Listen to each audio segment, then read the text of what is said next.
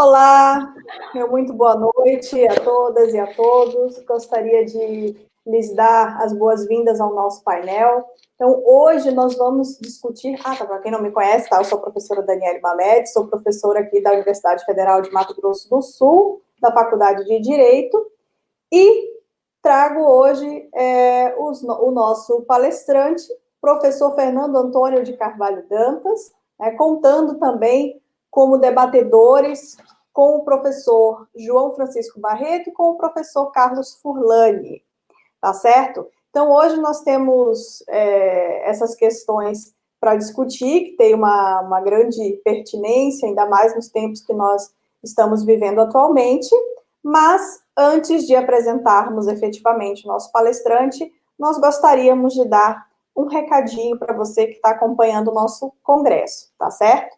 Então, meninas, por favor, coloquem o recadinho.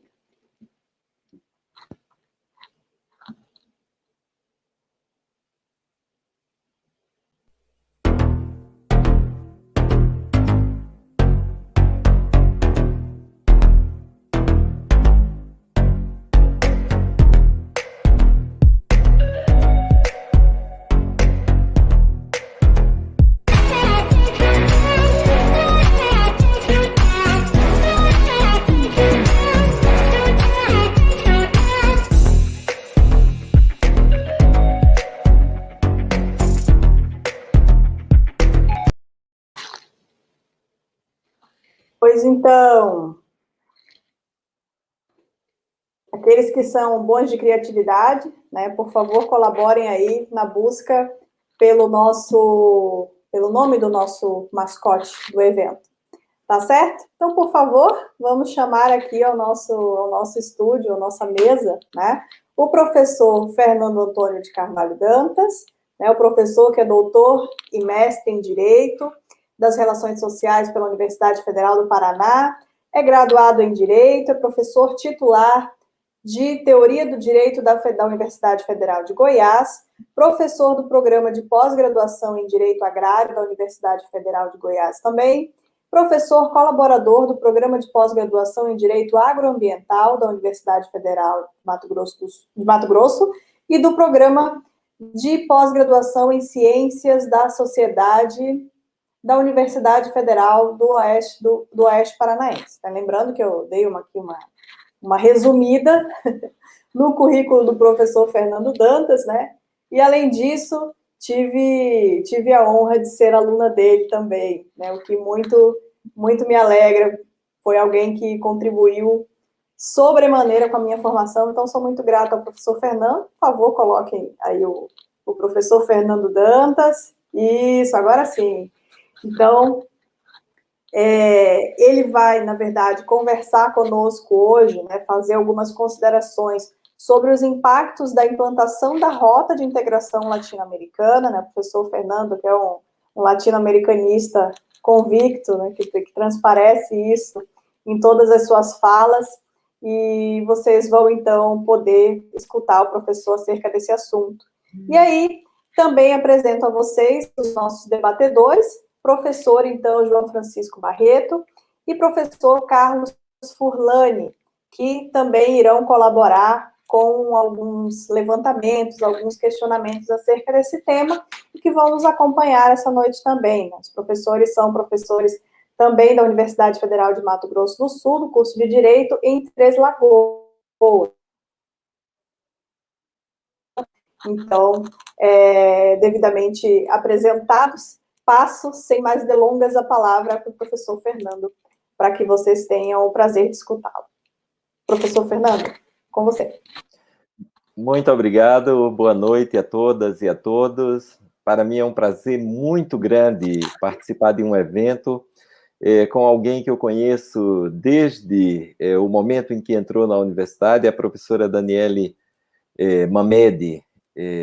Foi minha estudante nos primeiros anos de faculdade de Direito na Universidade do Estado do Amazonas, e foi um daqueles projetos realizados, aqueles sonhos realizados de tornar a Amazônia e tornar, não é, o Brasil dotado de pessoas com capacidade crítica para tratar o direito ambiental e para tratar o direito. A Daniele Ouro Mamede, como dizia a secretária da Pontifícia Universidade Católica do Paraná, da qual eu também fui professor,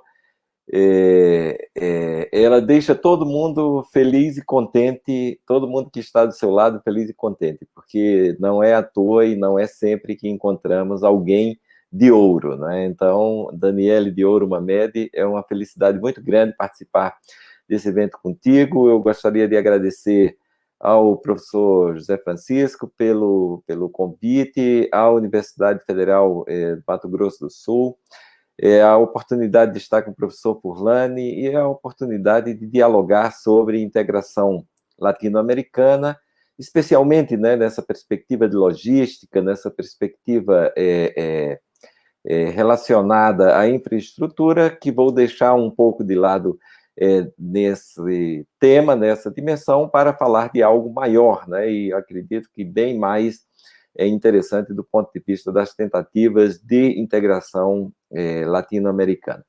Esse congresso é um congresso que, desde o primeiro momento, quando o Francisco me convidou, né, eu fiquei muito entusiasmado e muito curioso para saber como seria feito, como seria realizado esse diálogo entre direito e tecnologias. Então, é um tema importantíssimo na atualidade. Nós não esperávamos vivenciar com essa intensidade tão grande o uso das tecnologias digitais de informação e comunicação, e não esperávamos, evidentemente, que algo muito mais preocupante, que é a naturalização e a normatização dessas tecnologias no ambiente educacional, né? Eu faço essa pequena digressão a respeito do tema, porque isso é algo que está me preocupando bastante, né? Algumas questões como a liberdade entre o público e o privado, o tempo físico e mental de trabalho, a intimidade compartilhada, né? Isso gera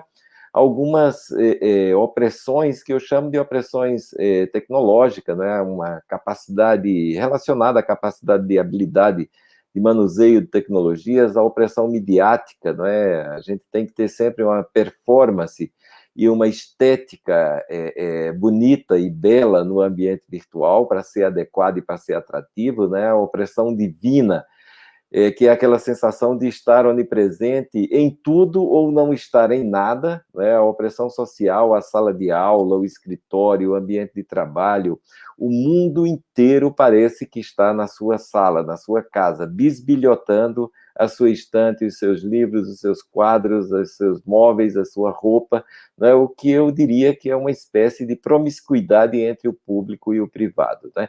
E aquelas duas opressões que são fundamentais, né? A opressão física, o tempo e as condições de trabalho no ambiente virtual, e a opressão psicológica, né? Estar sempre atento, disponível, né? E isso é algo que realmente está transformando mundos, eu acredito que para pior, porque as pessoas não estão sabendo usar essas tecnologias como instrumento, e sim usar a tecnologia como se fosse a vida determinada por esse ambiente tecnológico, né? Então, felicito a universidade por realizar um evento dessa magnitude e por possibilitar, né, utilizar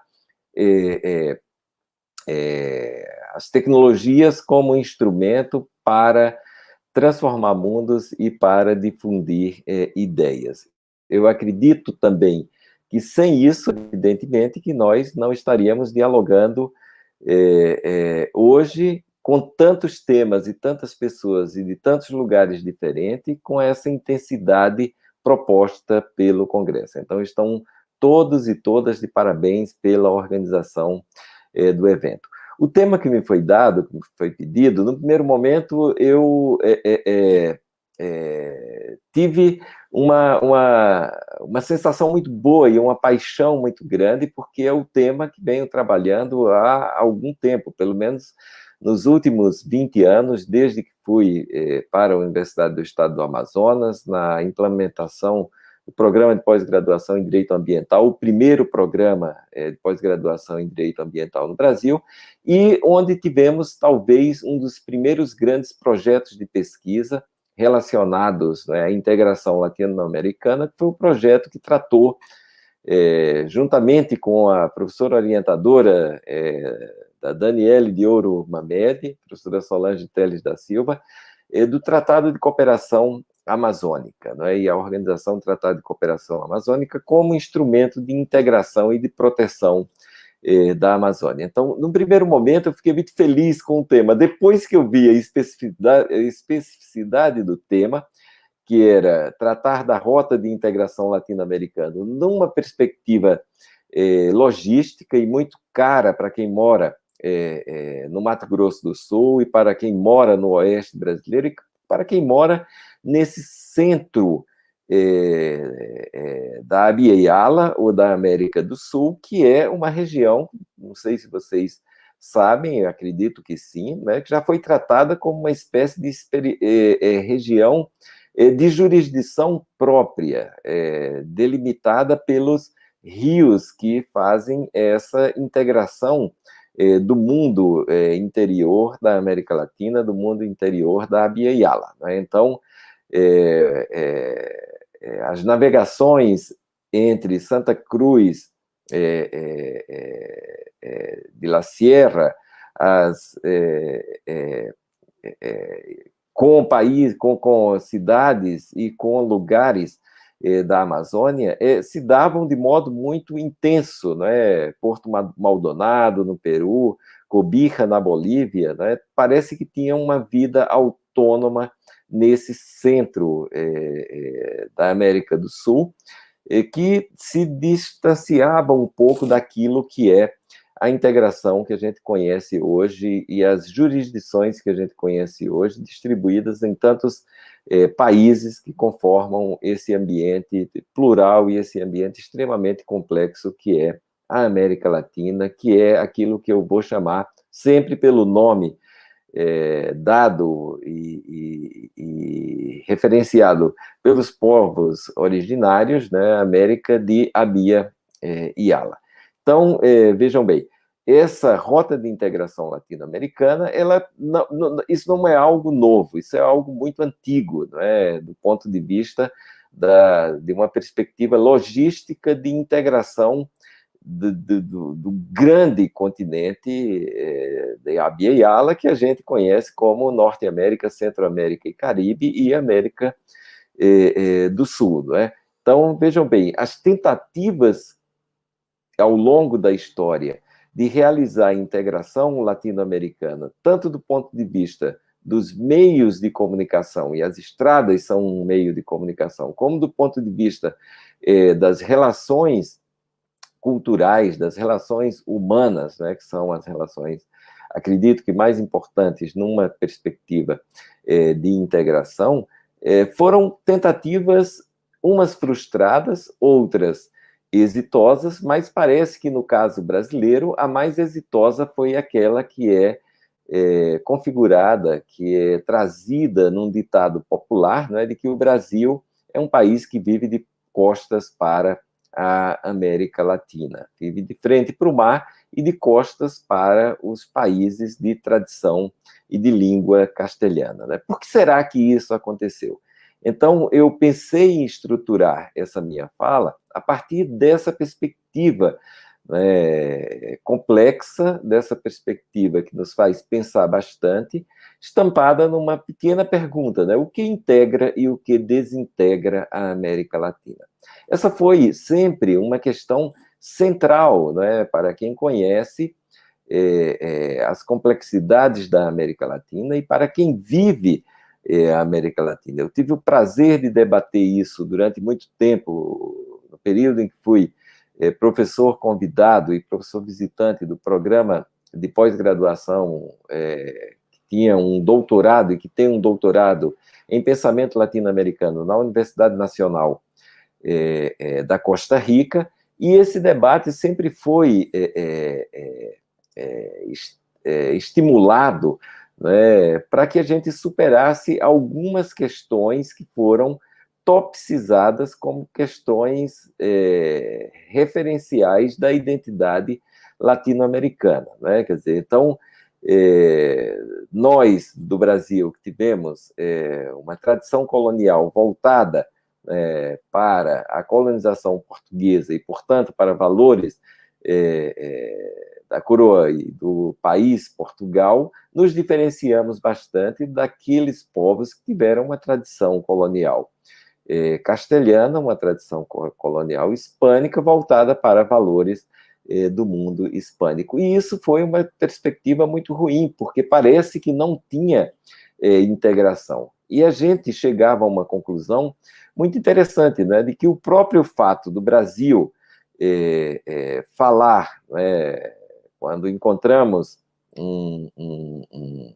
um hispano-hablante ou um castelhano-hablante, nós nos consideramos, né, fluentes na língua de Cervantes, né, e começamos aí, desandamos a falar o que chamamos, e o professor Davi Sanches Rubio, da Universidade de Sevilha, quem trata isso da forma mais divertida, né, falar o que ele chama de brasinhol, porque juntamos as duas línguas, inventamos palavras como cueca-cola ou cueco, palavras que não existem, e tentamos fazer essa integração cultural do ponto de vista humano com a América de tradição hispânica, o que, às vezes, não ocorre do ponto de vista das falas com os hispano-hablantes. Né? E do ponto de vista do exercício de poder, temos aquela postura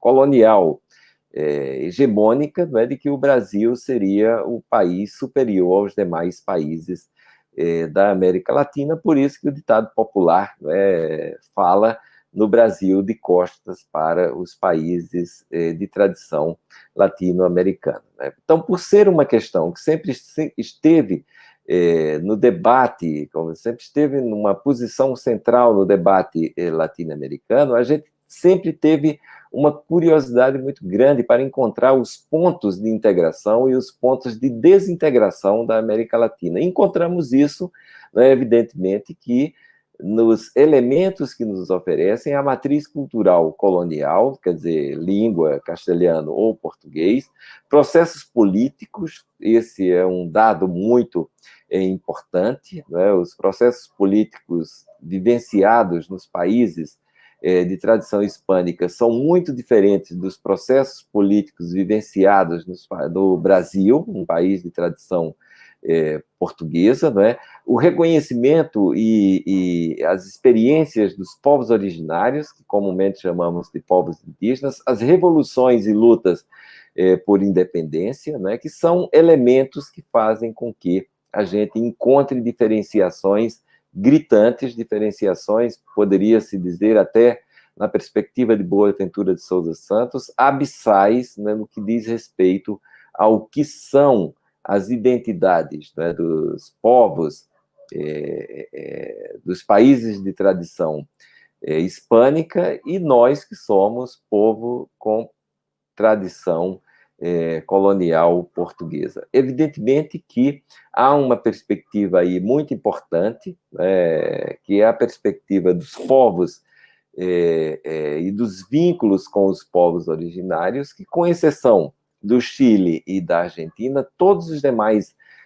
países de tradição hispânica têm uma grande maioria da sua população, e isso pode-se dizer, não é grande maioria mesmo, vinculada aos povos originários, ainda que não se reconheçam, né, em algumas perspectivas, com a perspectiva do campesinato, né, como povos indígenas em países como Bolívia, ou Paraguai, ou outros países integrantes da América Latina. Então, vejam bem, há uma diferença muito grande, quantitativa, há uma diferença muito grande de identidade, né, relacionada aos povos originários, do que diz respeito aos povos e à sociedade, não é, brasileira, e às sociedades dos países de tradição hispânica.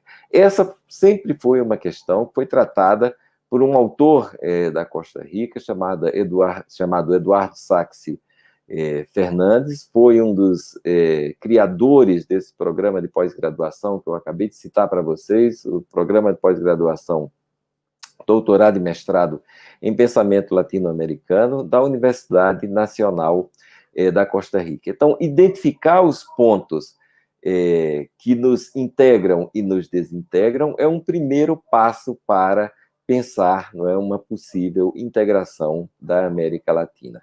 E isso, evidentemente, está relacionado, não é, com perspectivas geopolíticas muito importantes, né? A América Latina nunca se desvencilhou do seu passado colonial. É por isso que, quando a gente lê as atuais constituições, tanto da Bolívia como do Equador, elas têm umas referências fundamentais, fundantes, não é, à superação do passado colonial, portanto, a introdução de categorias políticas e categorias jurídicas e categorias sociais, econômicas e culturais muito vinculadas àquilo que são as cosmovisões e as cosmogonias dos povos indígenas, chamados nessas constituições de povos originários, né? Então, o fato, né, da América Latina sempre ter essa perspectiva colonial muito presente e sempre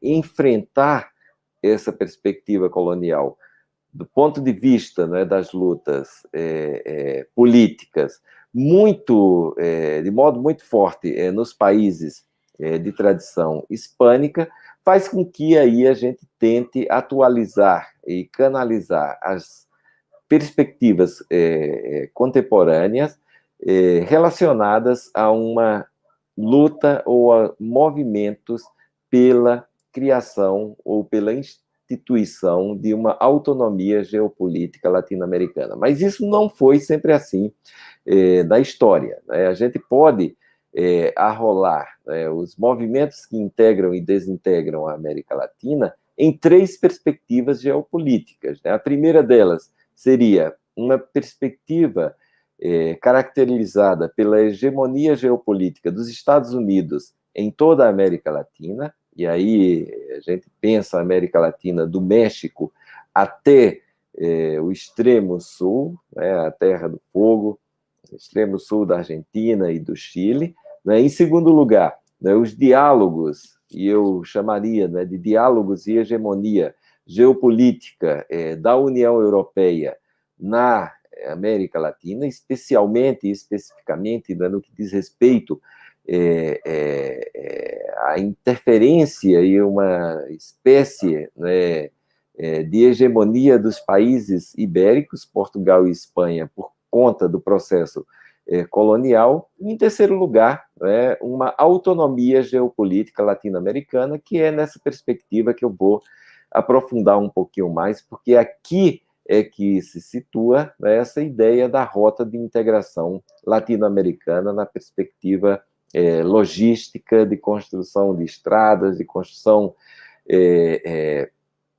de implementação de parques de produção, muito voltados, né, para a dimensão econômica dessa integração latino-americana. Pois bem, no que diz respeito à hegemonia geopolítica dos Estados Unidos, né, isso se dá na América Latina desde a abertura do Canal do Panamá em 1914. Né? Segundo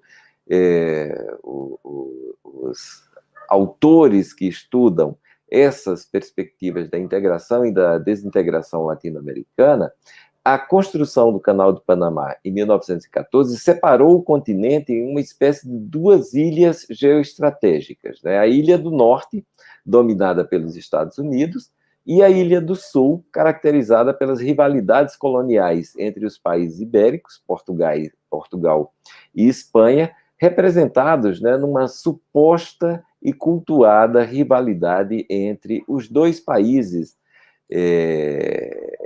de um protagonismo econômico mais forte, que era o Brasil e a Argentina. Quer dizer, então, vejam bem, essa divisão do continente sul-americano nessas duas ilhas, né, e aí eu já estou tratando o continente sul-americano, não, a América Latina seria o termo mais adequado nessas duas ilhas geoestratégicas, parece que teve assim um fator de aceitação, né, e do senso comum fundamental. Nós aceitamos isso, aceitamos que o mundo acima do canal do Panamá era dominado geopoliticamente pelos Estados Unidos e o mundo abaixo do canal do Panamá, que teria esse predomínio dos países ibéricos, seria um mundo, de certo modo, inimigo dessa ilha do norte, segundo a doutrina Monroe e segundo as perspectivas de poder e perspectivas geopolíticas dos Estados Unidos, né? Quer dizer, evidentemente, não é, que isso começou a se desfazer, né, com os diálogos que foram organizados, né, nessa perspectiva de superação da hegemonia geopolítica com a União Europeia e com os países ibéricos, na constituição do Mercosul pelo Tratado de Assunção, tratado que me é muito caro, porque ele foi assinado no dia do meu aniversário, né, 26 de março, né, inicialmente com a integração com forte, mas forte mesmo, viés econômico do Brasil, Paraguai, Argentina e Uruguai, posteriormente, né, a entrada da Venezuela e da Bolívia, mas o Tratado de Assunção e a instituição do Mercosul pensava somente a integração latino-americana na perspectiva de mercado, na perspectiva econômica. Posteriormente é que os diálogos foram ampliados para transformar essa integração numa perspectiva cultural e humana. Isso efetivamente só vem a ocorrer, e é aí que entra o tema específico da nossa intervenção, né, com essa dimensão da autonomia geopolítica e geoestratégica latino-americana, quando, em 2008, foi constituída a Unasul, a chamada União das Nações Sul-Americanas, com o propósito de integrar a América do Sul numa perspectiva multissetorial. Evidentemente que a gente tem aí dimensões muito interessantes, né? O que é que nos integrava antes da chegada do colonizador? Uma dissociação entre os povos originários andinos com tecnologias de uso de aço e formas de ocupação da terra muito relacionadas à perspectiva urbana, não é, que temos hoje, e os povos chamados povos das terras baixas, povos amazônicos,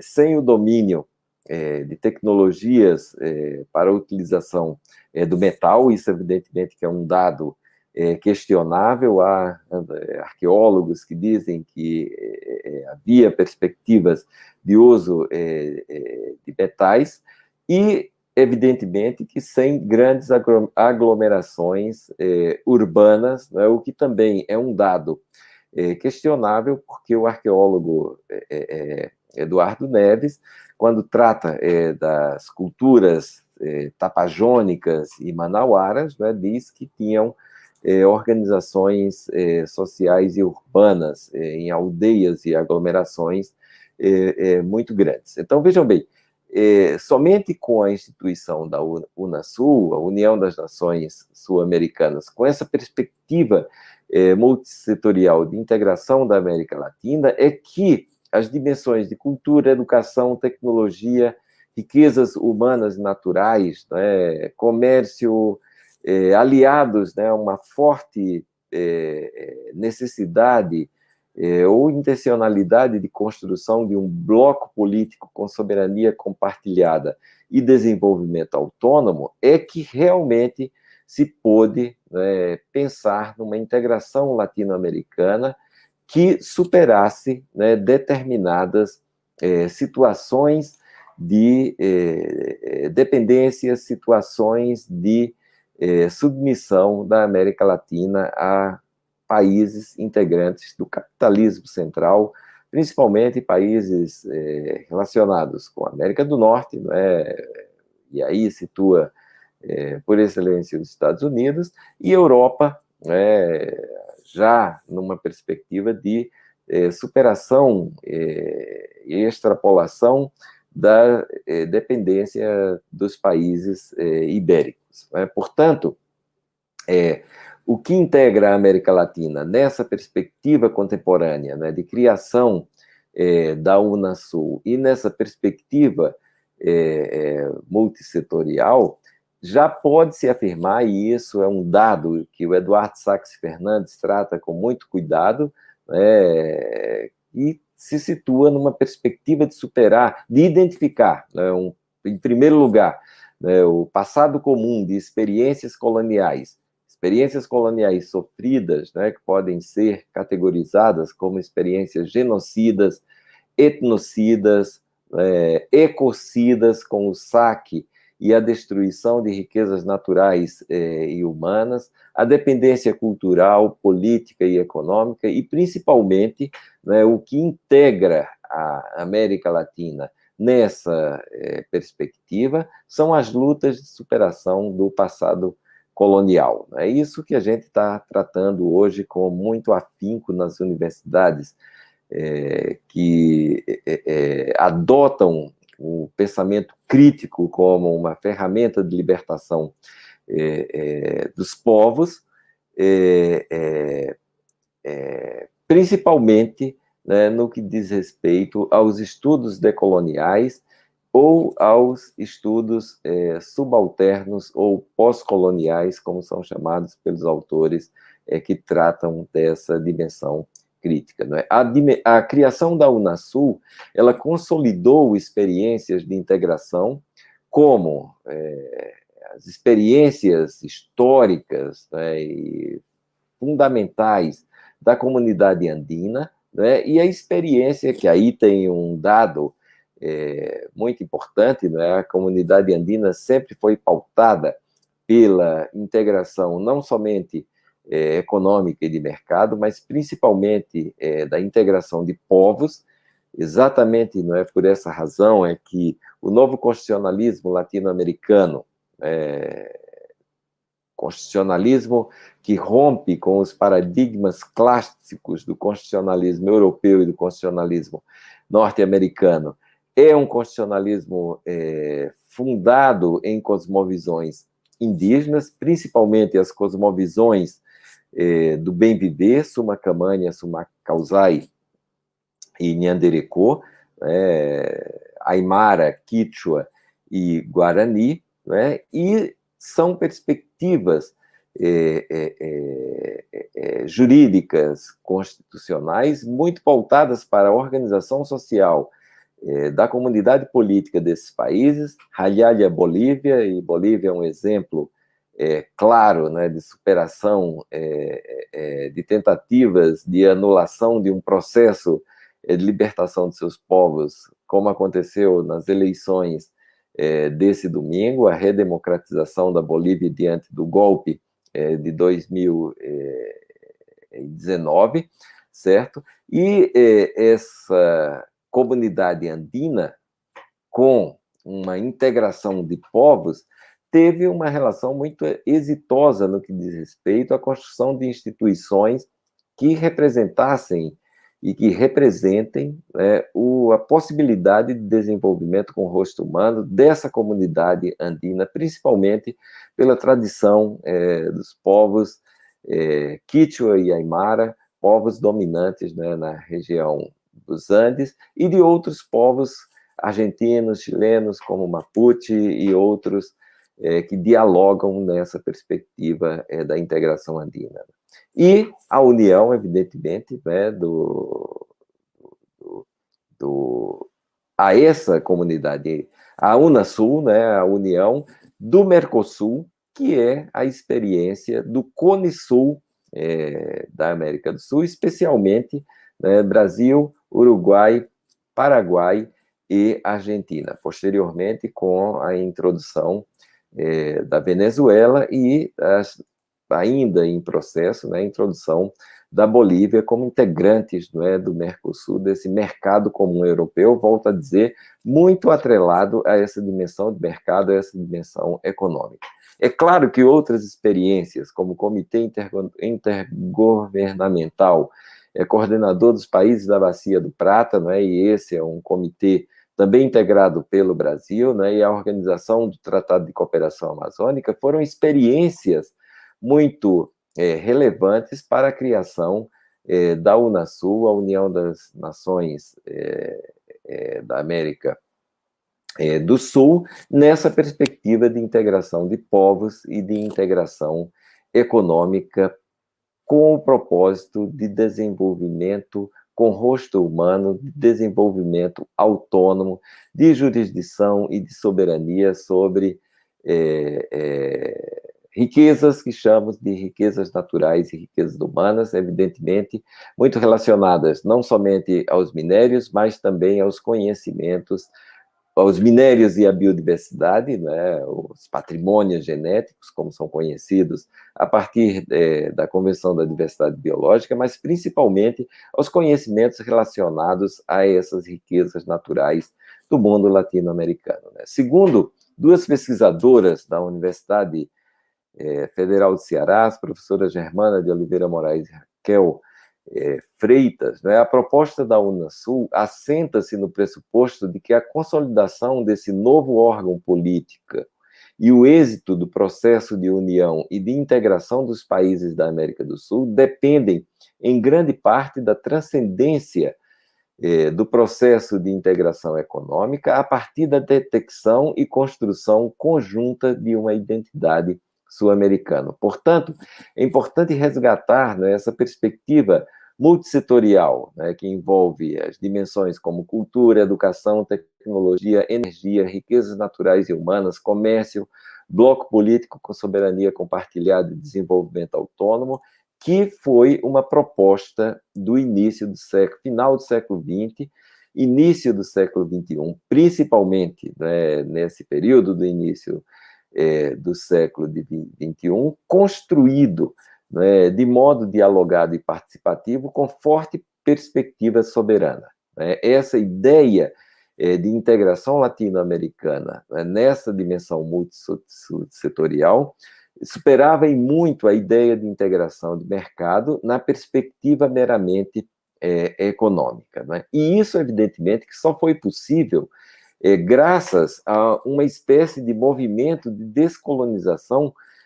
cultural, jurídico, político, dos países integrantes da América Latina. E isso foi estampado, né, nas experiências constitucionais latino-americanas, né. A gente que nós somos da área do direito, percebemos muito como nossa área, como nosso ambiente, como nosso âmbito é colonizado, né? Principalmente na perspectiva dos estudos constitucionais, na perspectiva do constitucionalismo, né? Talvez uma das constituições mais avançadas no que diz respeito ao reconhecimento de direitos coletivos, direitos conhecidos como econômicos, sociais e culturais, seja a Constituição mexicana de 1917. E nós esquecemos solenemente dessa Constituição quando estudamos processos constitucionais ou quando estudamos o constitucionalismo mundial em sua perspectiva histórica, né? Pois bem, evidentemente, né, que essas experiências constitucionais latino-americanas, eu vou me referir às experiências recentes, as experiências do final do século XX e início do século XXI, mas que todas elas têm um espelho, né, que é a experiência constitucional do México com a Constituição de Querétaro de 1917. As experiências recentes constitucionais latino-americanas, que a constitucionalista e antropóloga do direito peruana Raquel Irigoyen Fajardo trata muito bem na sua classificação, e essa classificação ela é meramente didática, né, significou rupturas paradigmáticas fundamentais e importantes, né, nessa perspectiva de integração latino-americana. Então, a Raquel Irigoyen Fajardo, ela diz, né, e distribui as experiências e o constitucionalismo, chamado também de novo constitucionalismo latino-americano, em 3 ciclos. Né? Um primeiro ciclo, que é o ciclo do constitucionalismo multicultural, caracterizado pelo reconhecimento nas constituições latino-americanas da diversidade cultural, portanto, do mosaico cultural que os países latino-americanos, os países de Abya Yala, na verdade, né, configuram, né, e isso ocorreu no final do século XX, na década de 1980, início da década de 1990, e tem, né, na Constituição Brasileira de 1988, um dos referenciais importantes. A gente não pode esquecer nunca, né, que a Constituição Brasileira de 1988 reconhece, né, diversidade cultural de modo muito forte. Né? A gente poderia até utilizar a categoria de Boaventura de Souza Santos, né, de processo democrático intenso, né? Não na configuração formal da Assembleia Constituinte, que é muito criticada porque conviveu com os senadores biônicos, né? E o próprio Congresso Constituinte se manteve após a promulgação da Constituição, mas a atuação dos movimentos sociais nas chamadas emendas populares, e a Daniele conhece muito bem isso, porque o professor Marés, Carlos Frederico Marés de Souza Filho, da Pontifícia Universidade Católica do Paraná, foi um dos criadores, né, do Circo da Constituinte, que propuseram, né, as chamadas emendas populares, principalmente, né, no que diz respeito ao reconhecimento e à positivação dos direitos coletivos, direitos econômicos, sociais e culturais, e dos direitos indígenas, dos direitos do meio ambiente e dos direitos culturais, que são aqueles direitos que estão lá no finalzinho da nossa Constituição, são aqueles direitos que nunca chegam, né? Dificilmente chegam. Então, vejam bem, esse primeiro ciclo constitucional foi uma identificação latino-americana. Precisamos construir sistemas jurídicos que reconheçam que somos diversos do ponto de vista étnico e cultural. E não somente a Constituição do Brasil, mas todas as constituições, né? Constituição da Guatemala, Constituição do Paraguai, Constituição da Colômbia, reformas constitucionais, né, na Argentina, na Venezuela, né? São constituições que tratam muito especificamente do reconhecimento e positivação dessa diversidade cultural, né? Mas a Raquel Irigoyen Fajardo, ela faz essa classificação, né, do primeiro ciclo, diversidade cultural, principalmente com a Constituição Brasileira. Né? Guatemala também está nesse ciclo. Né? Segundo ciclo, que seria o ciclo do constitucionalismo pluricultural, que, ademais de reconhecer as diversidades culturais, reconhece formas de pluralismo jurídico. E aí temos a Constituição. Isso acontece, né, na década final do século XX, década ali de 1990, já chegando na antessala do século XXI, né, com as constituições da Colômbia, da Venezuela, do Paraguai, a antiga Constituição do Equador e da Bolívia, né, que foram paradigmáticas, né, na introdução do sistema constitucional de sistemas jurídicos e dimensões normativas dos povos indígenas, dos povos originários, de grupos culturais diferenciados existentes no ambiente desses países. Evidentemente que não estou me referindo somente aos povos originários, os povos quilombolas, no caso do Brasil, também afrodescendentes, como são chamados os países de tradição hispânica, né, e evidentemente que outros grupos sociais, como tão bem é tratado no grande projeto Nova Cartografia Social Brasileira, do professor Alfredo Wagner Berno de Almeida. Então, essa perspectiva, né, de reconhecimento de diversidade cultural e formas de pluralismo jurídico caracterizam esses dois ciclos primeiros, né, do que Raquel Irigoyen Farhad chamou de ciclos do novo constitucionalismo latino-americano, né? E, por último, o terceiro ciclo, o ciclo do constitucionalismo plurinacional, que é caracterizado pela refundação do Estado, isso evidentemente que só vem a ocorrer já no século XXI, né? E tem nas constituições do Equador de 2008 e da Bolívia, né, o exemplo máximo, né, de refundação do Estado para a construção do Estado plurinacional, nessa perspectiva extremamente voltada para a complexidade e a diversidade do que é a sociedade, do que é o contexto sociocultural, político latino-americano. Evidentemente, não é que esses três ciclos, eles são e configuram paradigmas constitucionais que integraram a América Latina, integraram os povos da América Latina, no que diz respeito aos povos indígenas, né, a cuenca amazônica, a COICA, né, que dialoga com a COIAB, que é a coordenação das organizações indígenas da Amazônia brasileira, com a PIB, né, e, evidentemente, que outros diálogos de povos ribeirinhos, de povos habitantes desse complexo contexto latino-americano, fizeram com que, né, o reconhecimento de direitos diferenciados, como os direitos da natureza, ou os direitos da Pachamama, ou da Mãe Terra, né, fundados em cosmovisões indígenas, do bem viver, como Sumac Causai, Suma Camanha e Nhanderecô, fossem uma espécie de instrumento contemporâneo de integração latino-americana com uma perspectiva extremamente complexa do ponto de vista do seu alcance, né? A ONU, a Organização das Nações Indígenas, tem um programa que elabora a futura Declaração Universal dos Direitos da Natureza, ou Direitos da Mãe Terra, ou Direitos da Pachamama, que é um dos debates mais profícuos, né, desse início do século XXI.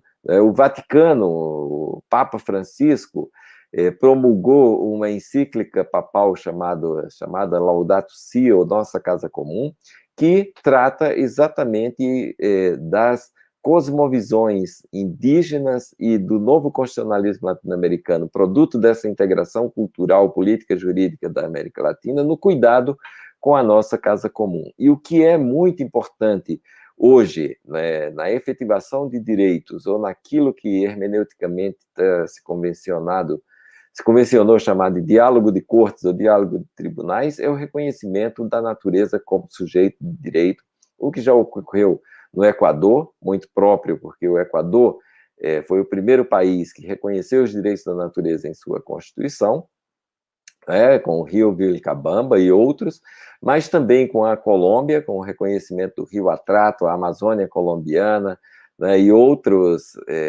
ambientes e seres da natureza, a Nova Zelândia com o reconhecimento de rios, e a Índia com o reconhecimento de rios também, como seres com subjetividade jurídica, né? Então, vejam bem, essa integração latino-americana tem um impacto muito forte no mundo, tem um alcance muito forte no mundo, que supera, né, aquele impacto que caracteriza essa ideia de integração econômica por meio de grandes obras de infraestrutura e o caráter colonial dessa integração pensada somente, né, a perspectiva de integração de mercado que não tem comprovadamente, né, uma relação direta com aquilo que pensam os povos latino-americanos. A chamada RILA, Rota de Integração Latino-Americana, Brasil, Argentina, Uruguai e Chile, que seria, né, um tema central desse diálogo meu, né, que também é chamada Rota Bioceânica, Corredor Logístico, né, ele tem com um lema bonito, né, de integrar povos e conhecimentos, mas trata de empreendimentos com fortes impactos culturais, econômicos e ambientais voltados para a integração de mercado e não para a integração de povos. Eu acredito que por isso é que há, né, uma movimentação muito grande, né, de rechaço a esse tipo de integração e de retorno e valorização da integração latino-americana voltada para os aspectos multissetoriais, como eu tratei. Uma integração voltada para o mercado, evidentemente que teria um impacto, né, em diferentes biomas e ecossistemas, como Cerrado, Pantanal, Chaco, desertos, páramos nos Andes, a zona costeira do Pacífico, né, e impactos sociopolíticos muito grandes, né, nos países que integram essa região da chamada Rota, né, de Integração Latino-Americana. Portanto, o que eu gostaria de deixar aqui era uma ideia, né, de que há muito mais do que essa integração logística na América Latina. A integração cultural, a integração chamada multissetorial, ela pode oferecer para o mundo, né, perspectivas extremamente importantes de paradigmas de desenvolvimento autônomo, de paradigmas políticos, de paradigmas jurídicos, de paradigmas de pensamento e, portanto, de construção de realidades sociais, como foram atrelados, né, na perspectiva de grandes constitucionalistas latino-americanos, como Gerardo Pizzarello, chama o novo constitucionalismo latino-americano de constitucionalismo transformador, porque não se submete ao mercado e ao capital, né? E o Boaventura de Souza Santos, que coloca pelo menos 6 dimensões desse constitucionalismo transformador, que realmente seriam aquilo que poderíamos chamar de uma integração multissetorial latino-americana. Né? Em primeiro lugar, né, o constitucionalismo novo latino-americano, produto dessa integração, ele é novo e ele é transformador, porque transforma a ideia de sujeito, né, do sujeito indivíduo, para o sujeito coletividade, grupos, comunidades, nacionalidades, né? Ele transforma a ideia que temos de território, né, do território enquanto, né, uma unidade simétrica para o território enquanto um complexo de territorialidades, ou territorialidades assimétricas, como são chamadas, né? Ele transforma, né, a ideia de direito, né, do monismo jurídico para o pluralismo jurídico, ele transforma a ideia de Estado, do Estado nacional para o Estado plurinacional, ele transforma, né, a ideia de democracia, né, da democracia meramente representativa para a democracia participativa, e mais ainda, no caso da Bolívia, que é o nosso orgulho, Radialha Bolívia atual, da democracia meramente representativa para a democracia participativa e comunitária intercultural, e, por último, né, e talvez um dos mais significativos, uma das rupturas paradigmáticas mais significativas, a forma de ver e de construir mundos, né, do antropocentrismo para o biocentrismo, ou seja, do reconhecimento da natureza como sujeito, como uma forma nova, velha, antiga de entender o mundo como uma espécie de oferecimento do que são os conhecimentos, os saberes e formas de ser, fazer e viver dos povos de Abya Yala para a construção de novos mundos. Então, vejam bem, essa realmente pode-se tratar, pode-se dizer que é uma perspectiva de integração latino-americana, o oferecimento daquilo e das experiências que a América Latina tem de melhor para o enriquecimento da humanidade e para o enriquecimento do mundo. Como enfrentar questões como os impactos que um corredor logístico de integração latino-americana na perspectiva meramente de mercado ou econômica, com metodologias de aplicação do direito fundada no diálogo de cortes, por exemplo, né? Se outros países reconhecem a natureza como sujeito de direito, por que não tentarmos aqui também reconhecer a natureza como sujeito de direito, como são experiências que já existem em alguns municípios brasileiros, né, que estão reformulando as suas leis orgânicas para introduzir esse princípio de reconhecimento dos direitos da natureza e da harmonia com a natureza no ambiente jurídico local. Portanto, uma integração latino-americana realmente de alcance e importância global na atualidade está relacionado com o resgate dessas formas harmônicas com a vida com a vida em relação com a natureza, que possibilitam o cuidado e a continuidade nesse contexto de tantas violências e de tantas ameaças à vida que vivemos na atualidade. Essa seria a minha contribuição. Agradeço à Universidade Federal do Mato Grosso do Sul, ao Francisco, aos organizadores do evento, pelo convite e pela possibilidade e o prazer de falar em companhias tão agradáveis e tão importantes como é a professora Daniele, o professor Furlan e o próprio professor Francisco. Muito obrigado. Boa noite.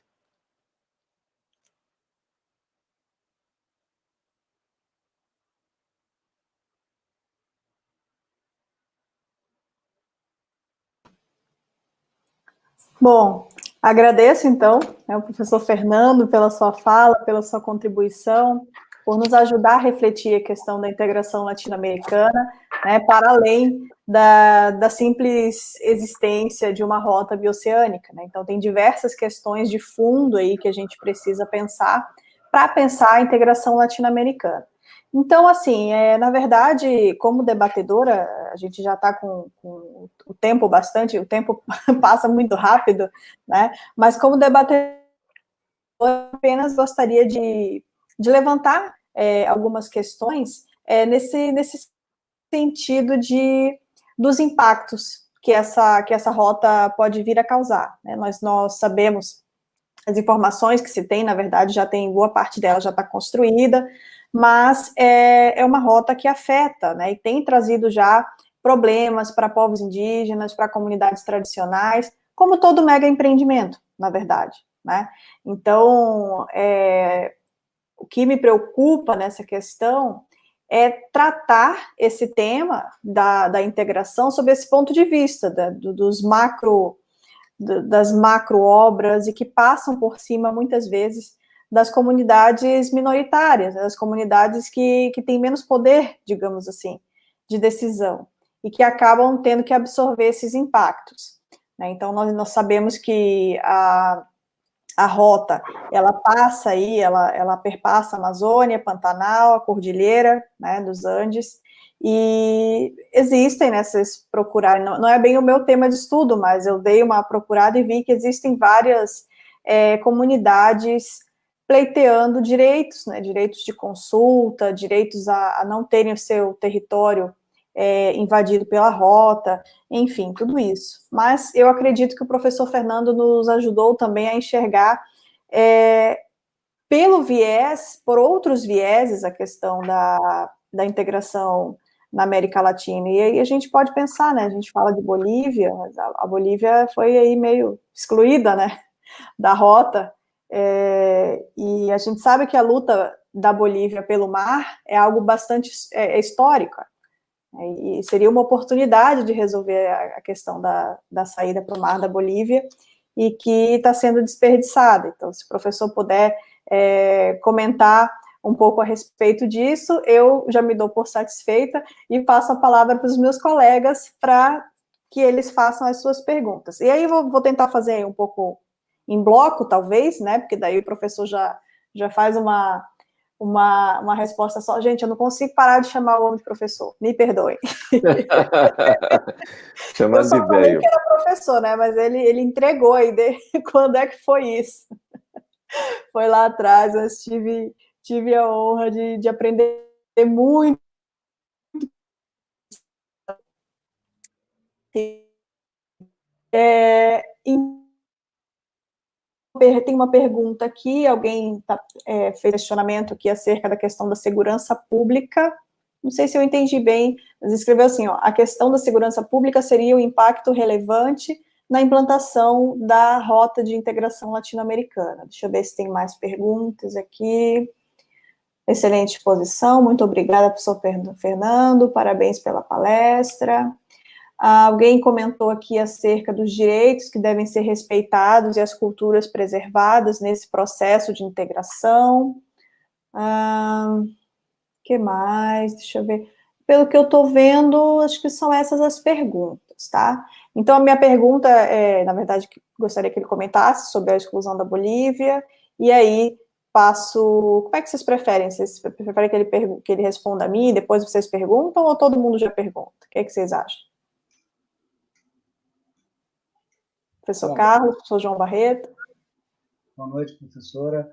Professor Fernando, excelente palestra, excelente diálogo, uma troca de conhecimento fantástico. Eu confesso que eu fiquei muito satisfeito com o seu posicionamento, de acordo com o qual também trabalho uma pesquisa voltada para a rota, né, para a RILA, no caso, a Unirila, da qual, inclusive, faço parte da comissão junto à Universidade Estadual de Mato Grosso do Sul, também tem levantando adiante, né, dessa atividade logística e desenvolvimento dessa rota. E trabalha as consequências, essencialmente, de desigualdade social, dos impactos causados por essa transformação dessa rota. Eu queria que você, diante também da pergunta, entendo que acho que as colocações que nós possamos fazer aqui podem ser, obviamente, unidas, né, em conjunto, o professor pode estar apontando diretamente.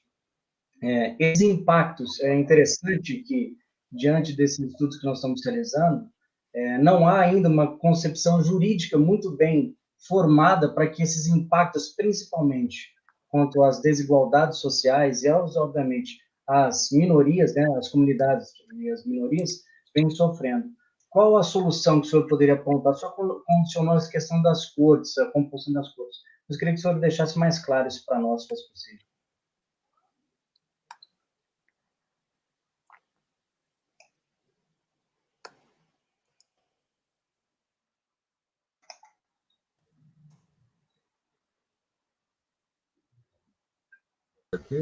Aqui? Estão me ouvindo? Estamos. Professor Fernando, maravilhosa palestra, uma exposição fantástica, bem ampla, sobre vários aspectos relacionados à América do Sul, América Latina, toda a América, né? E que realmente vem atender uma das preocupações na discussão da rota de integração, ou corredor logístico, como queiram chamar.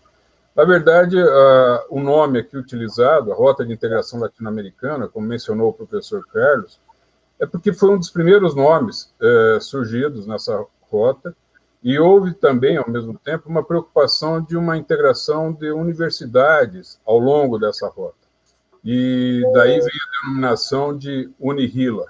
Então, por conta dessa ideia de uma integração também do mundo acadêmico para acompanhar o desenvolvimento aí dessa rota de integração.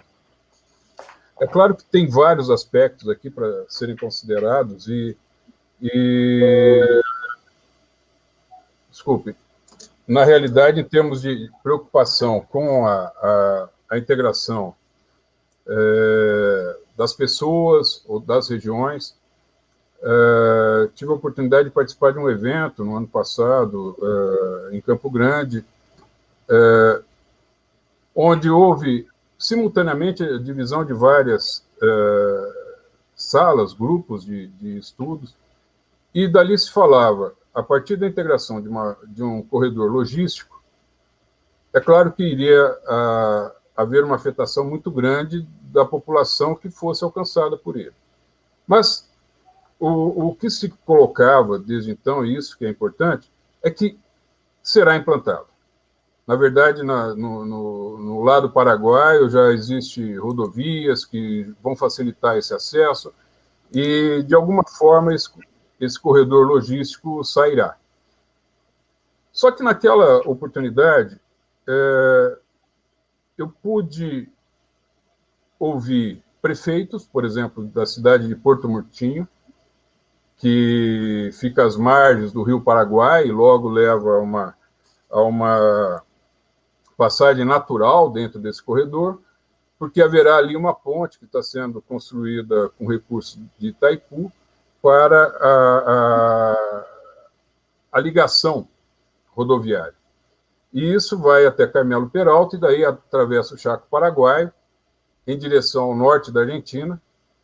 Dizem, já acrescentando aí a professora Daniele, por uma questão de espaço e aproveitamento de rodovias, para depois fazer a transposição dos Andes e chegar até os portos de Iquique e Antofagasta.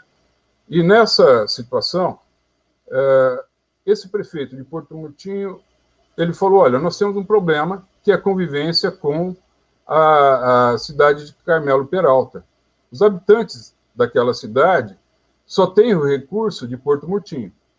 Então, o professor Motti, um dos incentivadores aí da UFMS, já está lá colaborando com um redimensionamento do plano diretor da cidade, porque o fluxo da cidade já aumentou bastante. Então, a redefinição desse caminho, é claro que vai passar necessariamente por uma situação de segurança jurídica, a questão dos próprios motoristas que necessitarão de hospedagem, de seus veículos que dependerão aí de manutenção, mas é claro que vai facilitar o trânsito muito grande aí das pessoas. E numa região que aparentemente no Paraguai, pelo menos, a informação consta, é que ficava um pouco isolado do resto do país. Dentro dessa perspectiva, a ideia de uma integração da América do Sul efetivamente poderia ocorrer por meio desse corredor. Agora, do lado brasileiro também há preocupação com o Pantanal, e isso ficou evidenciado agora com esses incêndios todos, né, na região do Pantanal. Até que ponto toda essa movimentação logística poderá afetar as regiões de Brasil, Paraguai, e quando nós achamos que do lado dos Andes já ficaria um pouquinho mais tranquilo pela localização dos portos, também tive a oportunidade de ouvir um prefeito do Chile falando que a população local não gostaria de determinadas rotas, porque iria ferir ali sítios arqueológicos e tudo mais. E, na verdade, pela vontade dessa ligação rodoviária, nós teremos aí a transposição, como tudo indica, dessas limitações. E a sua fala foi muito oportuna por mostrar que, efetivamente, pode haver, e aqui já é uma colocação, que pode haver uma coincidência de interesses entre pessoas que buscam uma preservação de seu poder dentro de determinadas regiões que poderiam ser quebradas dentro dessa rota, com a limitação de povos que estão ali, os povos tradicionais que estão ali alocados. Eu acho que esse é o grande dilema toda vez que se põe numa mudança. Eu gostaria que o senhor aprofundasse um pouco mais isso dentro dessa perspectiva, porque se essa integração, como o senhor mencionou, deveria buscar ser multissetorial, a integração de mercado, e fica uma segunda pergunta, poderia ser o caminho para essa integração multissetorial? Ou seja, a criação da via, desculpe, vou explicar melhor, a criação da via de comunicação poderia integrar essa população, pensando numa integração maior da América do Sul? Muito obrigado. Só fazer uma observação. Queria aqui lembrar também, além da professora Daniele Mamede, que foi uma grande incentivadora de seu nome, a professora Juliana Dono, que permitiu também esse contato, e que muito bem apresentou todo o seu trabalho e disse que realmente ficaríamos aqui muito satisfeitos como estamos. Essas são apenas algumas provocações. Pelo tempo que nós temos, vou devolver-lhe a palavra com a autorização da professora Daniela. Isso, ótimo. São questões bem complexas, né? A Juliana Dono, eu tenho a felicidade, Daniele, e Francisco, de conviver com pessoas que têm uma capacidade de pesquisa e uma inteligência fenomenal. Eu fico me sentindo um nada perto da Daniele, da Carol, da Juliana, que são pessoas que têm uma capacidade crítica, que têm uma capacidade de reflexão realmente muito apurada e muito compromissada, né? A Juliana, a Dono, foi trabalhamos, né, na sua pesquisa de mestrado, um dos temas mais importantes, né, da atualidade para os povos indígenas, que é a ampliação territorial. Aprendemos com os melhores. Um caso muito específico, né, do povo Carajá, assim, uma pessoa fantástica. Eu gostaria de fazer uma homenagem muito especial à Juliana Dono, tem aí uma perspectiva futura muito importante, né, de compromisso com a libertação dos povos da América Latina. Bom, questões extremamente complexas foram trazidas, né? Essa perspectiva multissetorial, professor Francisco, ela resgata experiências de integração baseada em integração de mercado que foram não exitosas, né? Que foram fracassadas mesmo, né? Quer dizer, e a primeira experiência foi a experiência histórica da grande rodovia pan-americana, né? Do Chile à América do Norte, né? Quem, além das pessoas que têm Jeep 4x4 e tem dinheiro suficiente para rodar mundo, viaja na rodovia pan-americana, né? Quer dizer, então, eu acredito que a quem interessa escoar mercadorias para o porto de Antofagasta, no Chile, ao povo comum do Mato Grosso do Sul ou a grandes conglomerados econômicos que a gente sequer consegue identificar a sua subjetividade, né, de tão pulverizado que é. Então, eu acredito, né, que essa perspectiva de integração latino-americana na dimensão, né, ou na perspectiva multissetorial, resgata, né, experiências de efetivas integrações latino-americanas, aquelas que são cantadas pelo Almi Sater. O Almi Sater é aí do Mato Grosso do Sul, não é isso? Enquanto esse velho trem atravessa o Pantanal, as estrelas do cruzeiro vão fazendo o sinal, o caminho de Tiwanaku, né? A estrela do cruzeiro que ele está se referindo, né? É a estrela lá da Chacana, certo? Dizendo que enquanto nós estamos sofrendo aqui os males e as perseguições de um regime de exceção política da ditadura, nós estamos indo para os lugares onde os povos têm uma possibilidade de libertação, né? Então, eu acredito que é muito mais, essa integração deve ser muito mais do que a integração logística, ou a integração de estrada, ou a integração de ferrovia transoceânica, ou a integração pela rodovia transoceânica lá do Acre, que pega o Peru, começa lá em Lima, na frente do aeroporto de Lima, iria até Recife, né, a minha terra, unindo ali com o projeto da Transamazônica. Quer dizer, essas são perspectivas que não foram dialogadas, que não foram conversadas, que não foram democraticamente tratadas com os povos que vivem nesses contextos. E hoje a coisa é mais complexa, o caso é mais complexo, porque nós temos aí uma espécie de, como diz Franz Rinkelamert, né, de absolutização do mercado que passa por cima de qualquer possibilidade de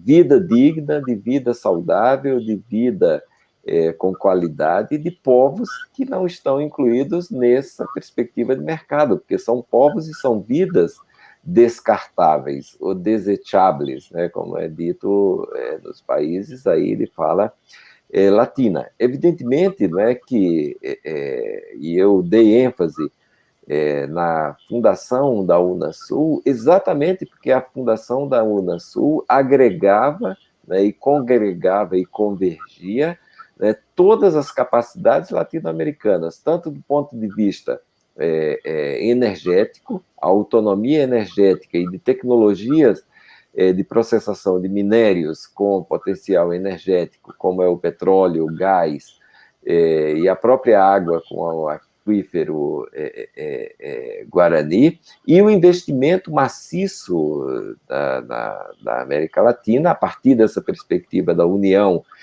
da Unasul, em ciência e tecnologia para deixar o lugar de exportador de natureza e passar para o lugar de exportador de produtos com valor agregado. Quer dizer, isso não interessa ao mercado das grandes potências, que sempre tiveram na América Latina um lugar, né,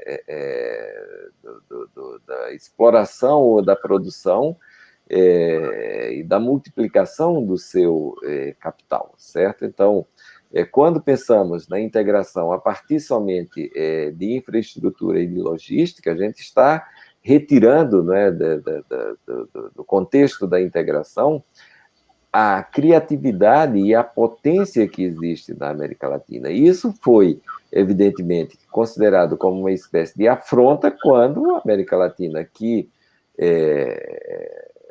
tem comprovada a autonomia energética com o petróleo, tanto do Brasil, descoberta do pré-sal, e o petróleo da Venezuela, e os processos, né, não somente de prospecção, mas de transformação do petróleo em produtos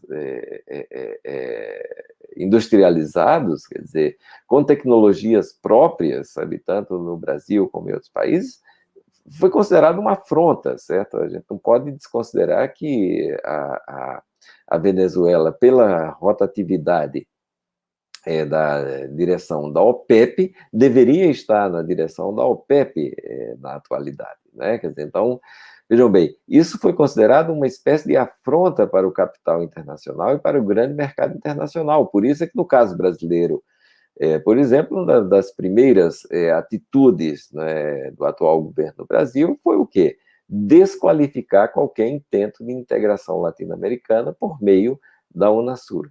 Na verdade, quer dizer, isso é um dado político, um fato real, e é um dado político real e concreto, certo? E não somente, não é, descartar a possibilidade dessa integração com autonomia e soberania no processo de desenvolvimento, como descartar também a relação diplomática com aqueles países que se mantêm nessa perspectiva de autonomia, como a Bolívia, como o Equador, né? Evidentemente que o Equador com seus problemas atuais, e como a Venezuela, certo? Então, é preciso que a gente tenha essa perspectiva crítica. Vai ter a integração, é importante ter uma integração logística e ter uma infraestrutura que possibilite integração, é importante, não podemos descartar isso, mas isso não pode passar por cima de experiências exitosas ou desastrosas de integração ou experiências de submissão a um poder quase absoluto, né, que desconsidera as soberanias locais. Né? Então, evidentemente que essa perspectiva da multissetorial da integração é uma perspectiva construída a partir de experiências e categorias jurídico-políticas que foi muito bem tratada, né, em países do constitucionalismo novo latino-americano. Né? Venezuela, Colômbia a gente tem o melhor exemplo de efetivação de direitos coletivos, né? Venezuela, de participação democrática, apesar de ter se transformado em um país pária no mundo, né? Equador e Bolívia com experiências, a Bolívia de democracia comunitária, né? Que aí eu acredito que seria um dos elementos importantes, já respondendo aquilo que o Furlani me questionou que processos, né? A própria Daniela já antecipou um deles, né? Ou o Carlos, o Francisco, quando disse que os prefeitos ou a sua própria sociedade perguntava sobre o instrumento da consulta prévia, informada, né? Esses são instrumentos muito utilizados, né, tanto na Bolívia como no Equador, e são instrumentos que foram muito utilizados no Brasil, né, com as chamadas conferências, as grandes conferências que tratavam de formulação de políticas públicas e que hoje não existem mais, né, quer dizer, esse é um tema próprio para uma grande conferência. E mais ainda, a situação se agrava com a desconstrução de todo o sistema de proteção ambiental, né, construído no Brasil e que transformou o Brasil numa espécie de paradigma, tanto na perspectiva normativa, com uma legislação extremamente sofisticada, né, do ponto de vista de proteção ao meio ambiente, como na perspectiva de implementação e de execução de políticas públicas participativas na execução e na implementação de políticas de proteção ao meio ambiente. A Daniele, por exemplo, vem de uma região, né, da Amazônia, né, onde experiências como os acordos de pesca, né, contra o predomínio dos grandes barcos pesqueiros a serviço de empresas transnacionais foram vitoriosos, né, nessa perspectiva de implementação de políticas participativas de proteção do meio ambiente. Então, a gente não pode esquecer esse patrimônio jurídico, esse patrimônio de procedimento em todas as suas dimensões, legislativa, executiva e judiciária, certo? De proteção do meio ambiente. O Furlani me perguntou, professor Fernando, o senhor falou do diálogo de cortes, né? Mas nós temos a experiência, né, boliviana, por exemplo, e aí eu já aproveito para responder a Dani. Olha, filhotinha, que maravilha, Dani. O tempo passa mesmo, né? A Bolívia tem no Tribunal Constitucional Plurinacional da Bolívia, tem um setor de descolonização hermenêutica, quer dizer, ora, a interpretação da atual Constituição da Bolívia, ela está fundada naquilo que diz a Constituição ou ela está fundada, né, em categorias e na prevalência do direito privado clássico, certo? Então, essas são experiências que eu acredito que podem ser adotadas no Brasil. A própria Unasul tinha uma dimensão de integração judicial, né, e muito importante, que problemas judiciais transnacionais poderiam ser resolvidos no âmbito da Unasul, que era pautado, né, na implementação de políticas de libertação dos povos latino-americanos. Então, a própria proibição de agrotóxicos ou de transgênicos na Bolívia e o conflito que há entre o Oriente, Santa Cruz, né, e os Andes, La Paz, Cusco e outras regiões da Bolívia, é exemplo disso, né, de como uma região se submete ao mercado e ao capital internacional e outra não se submete e propõe coisas novas, né? E, evidentemente, professora Daniele, que a Bolívia sofre todas as punições possíveis, né? A Bolívia que propôs o Dia da Mãe Terra, que propôs esse programa das Nações Unidas que eu citei, que elabora a Declaração Universal dos Direitos da Natureza, foi alijada na própria ONU, né, do processo de discussão sobre a elaboração dessa declaração por conta da demanda internacional da Bolívia pelo seu território marítimo, né? Evidentemente que a Bolívia vai ter, não é, uma situação mais complexa agora, com a retomada da democracia na Bolívia, coisa que no Brasil nós não tivemos essa capacidade, né? E, evidentemente, que vai estar fora dessa rota de integração, porque a integração que pensa a Bolívia é diferente da integração que pensa o mercado ou que pensam aqueles países que estão a serviço do mercado, né? Então, eu acredito que esse debate deve ser um debate o mais democrático e o mais ampliado, né, na perspectiva democrática possível, e espelhado, né, naquilo que é hoje um alcance internacional das experiências que são experiências latino-americanas, né? Quando eu falei do Programa das Nações Unidas, que elabora e que dialoga sobre a elaboração da Declaração Universal dos Direitos da Natureza, estou falando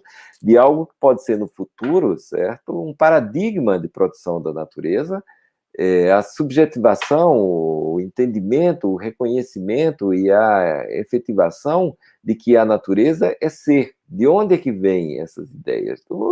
Árvore de Conhecimento do Maturana, né, e Varela, autores latino-americanos, né? Quer dizer, então, eu acredito que tem aí um componente, né, muito importante, né, do ponto de vista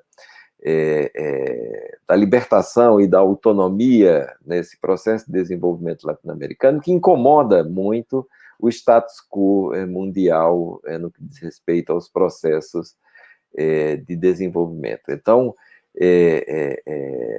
a aplicação dessas categorias, né, categorias como democracia comunitária intercultural da Bolívia, participação social de modo intenso, né, com intensidade, como é o caso do Equador, e ressignificação, reorientação do que significa o poder soberano do povo, são experiências que devem orientar, né, qualquer processo de integração latino-americana, ou seja, diálogo democrático. Quanto mais e melhor democracia, quanto mais democracia, melhor será a democracia. Então, qualquer projeto de integração que prescinda de processos democráticos são processos que devem ser rechaçados, né?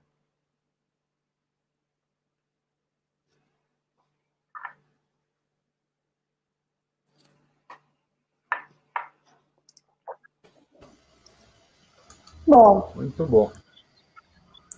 eu, da minha parte, me dou por satisfeita, agradeço novamente ao professor Fernando, não sei se o professor João tem mais algum apontamento a fazer? Sim, eu a propósito, inclusive, do nome... Desculpem, sabe como é a mãe no home office? É isso. Mas está ótimo. Daniele, isso é experiência indígena, certo? As crianças participam do dia a dia dos pais, né? Não trabalhando como escravinhos, não, mas vivenciando as experiências, né? É isso mesmo. Mas, bom, eu acho que nós descobrimos nesse período aqui novas formas de convivermos e fazer também com que a nossa família participe mais da nossa vida, né? Como está acontecendo agora. Isso é muito bom.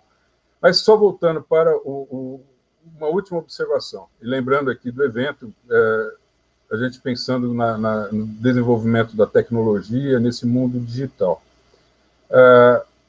Dentro dessa rota, haverá, claro, necessidade de uma integração de sistemas entre países, e isso poderá gerar, vamos dizer assim, a possibilidade de uma comunicação maior entre os povos. Eu gostaria que o senhor fizesse uma análise rápida, pelo menos, sobre essa questão desse mundo digital e uma possibilidade de uma efetiva integração da América Latina. Qual mecanismo, efetivamente, nós poderíamos, talvez, colaborar para que essa integração com os nossos povos vizinhos pudesse ser incrementado e, de certa forma, pudesse ser mais conhecido? Porque, na realidade, se nós participarmos de uma vida na formação escolar ainda básica, pouco se trabalha com a ideia da própria integração na América do Sul, acredito. Não sei. Caramba, João Francisco, eu adoro suas reflexões, são muito boas. As reflexões que tivemos aqui foram muito boas, Furlan, Daniele, Francisco. Mas eu sou de uma tradição de crítica a uma espécie de humanismo abstrato, que é o que orienta, né, o nosso pensamento no ambiente do direito. Né? Nós parece que vivemos, às vezes, em mundos que não são reais, sabe? Então, quando a gente fala em integração por meio de tecnologias digitais de comunicação, a gente simplesmente reproduz ou o nosso lugar de fala, um lugar de privilégio, né? Todos nós aqui estamos em casas bem equipadas, né? Temos 2 sistemas de acesso à internet, temos um celular e temos uma rede de internet instalada. Às vezes temos até mais de um celular, mais de uma operadora, para se uma der problema, a gente utilizar a outra, certo? E isso me faz lembrar muito uma frase de um grande presidente brasileiro, né? Um grande neoliberal presidente brasileiro, e um grande intelectual, né? O Fernando Henrique Cardoso, que quando começou, né, essa onda, né, de acesso intenso à internet, o Fernando Henrique Cardoso disse que o brasileiro adora surfar, navegar na internet. Mas que brasileiro? Quer dizer, porque isso foi há 20 anos, praticamente, atrás. Certo? Que brasileiro era que ele estava se referindo? Claro que nossos estudantes, nós que somos de universidade pública, nós temos um sistema de inclusão de diferenças raciais, diferenças étnicas, diferenças socioeconômicas nas nossas universidades, que todos, evidentemente, que têm um celular, mas não têm dados. Não tem dados. Então, uma conferência dessa que eles assistem, então, ou uma aula participativa que tenham que falar, tenham que baixar texto, tenham que utilizar o pacote de dados que eles têm, se acaba na primeira semana de utilização dos dados. Né? Então, quando a gente fala, né, em integração por meio, né, dessa comunicação virtual, a gente teria que pensar em algo como a experiência brasileira, por exemplo, que está em risco agora com a privatização dos Correios e da empresa brasileira de notícias.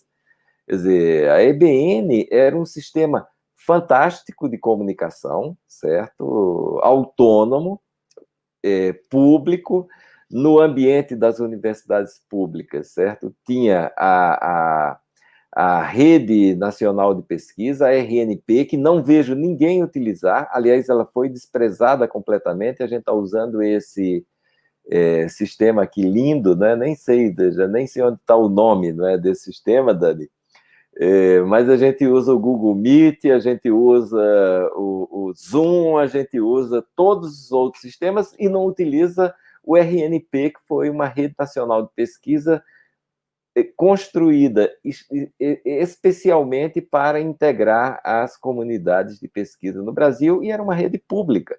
Quer dizer, a gente que assistiu, acredito que todo mundo assistiu aquele documentário Dilema das Redes, né? A gente viu como a gente é manipulado nisso, e uma proposição ali no final, dizendo, olha, o Google tem que pagar para a gente por utilizar os dados, seria uma espécie de compensação, viu, Dani, que estudou isso lá no seu mestrado, certo? Então, as grandes empresas de tecnologia de comunicação, que estão entre as 10 maiores empresas do mundo, elas detêm, né, a grande parte das informações do mundo, capaz de derrubar governos, como é o caso do dono da Tesla, que disse, olha, a gente derrubou o governo da Bolívia, porque a Bolívia estava opondo condições soberanas para a exploração do lítio boliviano, que são essenciais para o meu carro Tesla, que é um carro que só tem condição de comprar quem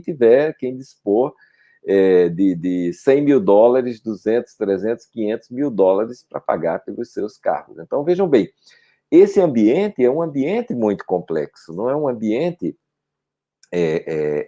tão simples, porque as informações elas estão controladas por pouquíssimas pessoas, né? Então, essa dimensão da comunicação no ambiente tecnológico como algo que vai salvar o nosso mundo, eu acredito que ela é muito boa até o momento em que a gente pensar, né, nas tecnologias digitais de comunicação e de informação e comunicação como instrumento e não como fator do desenvolvimento, né? Eu acho que um evento como esse, ele é ótimo, ele é maravilhoso, ele nos permite uma integração excelente, mas ele pode ser também ruim, péssimo, porque ele faz com que essa informação seja, primeiro, armazenada e distribuída de forma indiscriminada. Segundo, ela só alcança quem paga para ter acesso a essa comunicação, não é para todo mundo, né? Apesar de estar o evento sendo divulgado no YouTube, tá? Então, eu sou muito cético em relação ao ambiente técnico e informacional, porque, como dizia o nosso querido Milton Santos, né, esse ambiente técnico, científico e informacional é um ambiente que é muito cooptado e utilizado pelos grandes poderes, que são chamados de poderes inominados, mas a gente sabe o nome desses poderes, utilizam para sugar o nosso sangue, né, como cantava o Titãs lá no seu primeiro disco. Muito obrigado, fantástico encontro, e mais uma vez fico agradecido por sua grande colaboração. Obrigado também aos colegas. Obrigado a Juliana Dono por ter me colocado nesse circuito. Obrigado, Daniele, pelo encontro. E obrigado, professor Furlan, pelo prazer de te conhecer. Nós que agradecer. Uma grande honra, e a contribuição que o senhor nos proferiu hoje foi muito grande. O pessoal aqui estava me mandando um contato, pessoal da UEMS, todos que trabalham também voltados para o estudo da RILA, estão muito felizes com a colocação do senhor, até pedir o contato já, tenho certeza que o senhor vai colaborar conosco. Pode, Tô, vou colocar aqui no chat o meu contato, certo?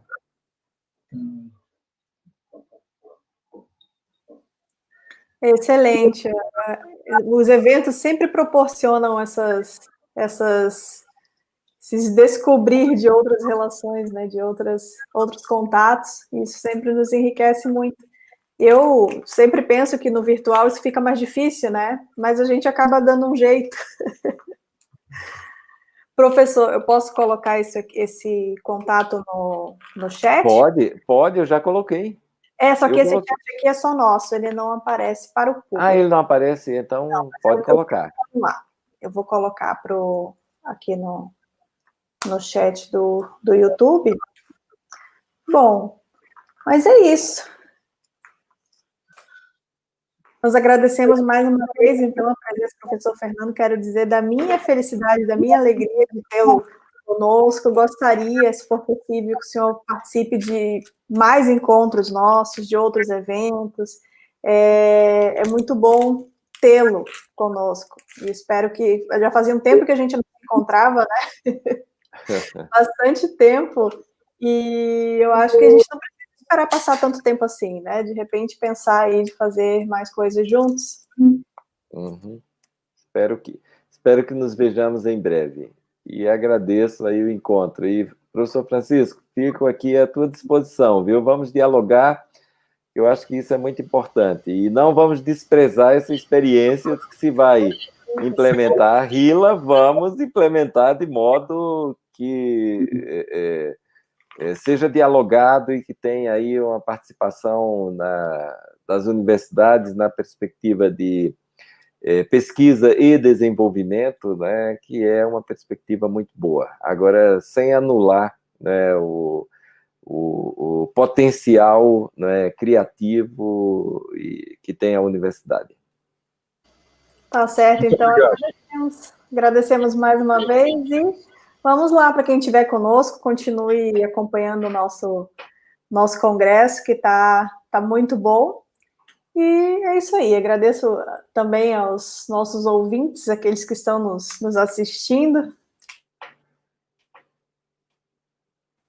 conosco. E seguimos, então, participem, verifiquem, amanhã é o último dia do evento, esperamos a participação de todos vocês. Um abraço, professor Fernando, professor João Barreto, professor Carlos, até a próxima. Abraço, boa noite. Tchau. Obrigado. Boa noite.